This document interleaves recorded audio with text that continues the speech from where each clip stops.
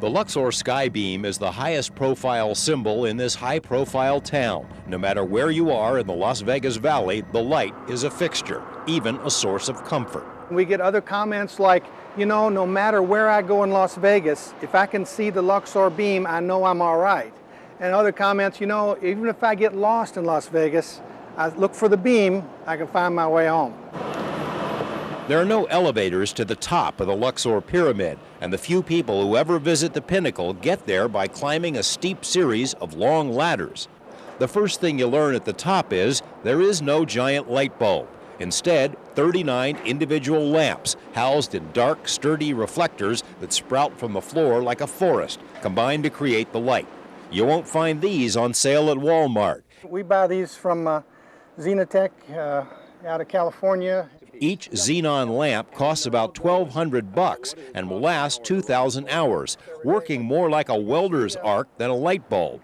And how much light do they generate when humming along together? We estimate we're at 40 billion candle power. Yeah, so for the whole thing. Okay, and each lamp is 7,000 watt lamp, so you're going to get about a billion candle power per lamp. It might seem excessive in these times of tight energy supplies, but Luxor has gone to great lengths to make the system more efficient. Operating hours are now limited, and more advanced equipment has been installed. But still, the electric bill for this contraption is a bit higher than yours at home. It's $51 an hour, and $20 of that we figure is electricity. It gets pretty hot in the lamp room, even without the light turned on. 136 degrees on the day of our visit, but if it's heat you want, try climbing that final ladder into the very top of the pyramid, where it's another 20 degrees hotter due to the glass walls. We didn't argue when the staff cracked open a window. It isn't every day you get up at the top of the Luxor and they open up a window for you, and so you want to take advantage of the opportunity. I'm tempted to maybe throw out some laundry, you know, to see if it'll dry, or maybe slide all the way down on my butt. Or something else, you know, like, what's that? I'm told the Luxor people don't want me to do any of that. The real show begins just after sundown when the system automatically kicks in, first with warning noises and flashes, then with the whole shebang.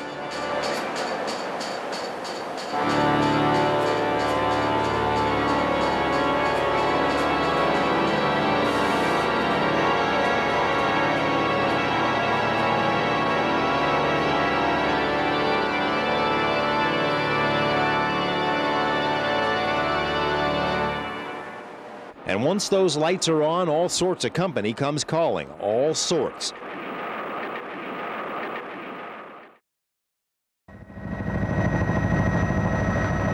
On a clear night, the Luxor skybeam is visible from 250 miles away. It's an attraction for tourists, of course, but it attracts visitors of another sort, bugs, big ones. From certain distances, the column of critters can look like strange craft floating over the hotel. What we get are people wanting to know about the sparkly lights going up into heaven. A closer look reveals the specks in the light are bugs, mostly large moths, as well as birds and bats who show up for the nightly bug buffet. It's a show worthy of the Strip. Tons of curious onlookers. It's quite the spectacle. Lots of bugs.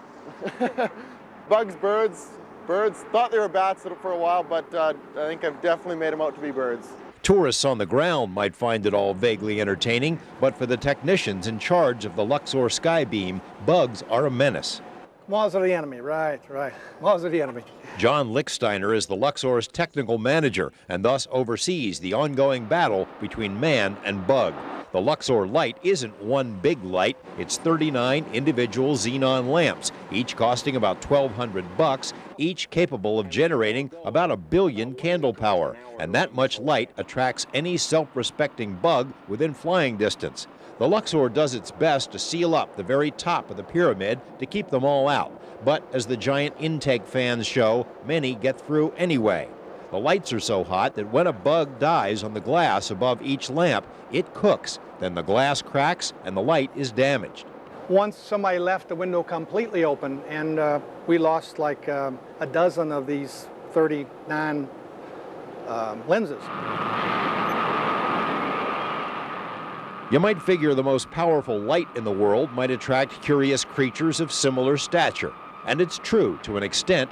The Luxor says helicopter pilots just can't seem to resist flying through the light. The beam is now a regular stop on chopper tours. Our own chopper had to give it a try. 7 years ago, there were concerns from pilots in the FAA about potential dangers to aviation, but Luxor has accommodated all concerns. We've got 3 strobes on each side, and the purpose of the strobes is, as I'm told from the original installation, was to flash for 30 seconds to warn the pilots that, hey, be careful, the light's going to be coming on. And then when we did our remodel, we had some other ideas about moving lights and that sort of thing. I talked to the FAA, Mr. Larry Tonish. He said, we don't have any problem as long as you don't make that light move. Chances are pilots get as much a kick out of seeing the light come on as the rest of us.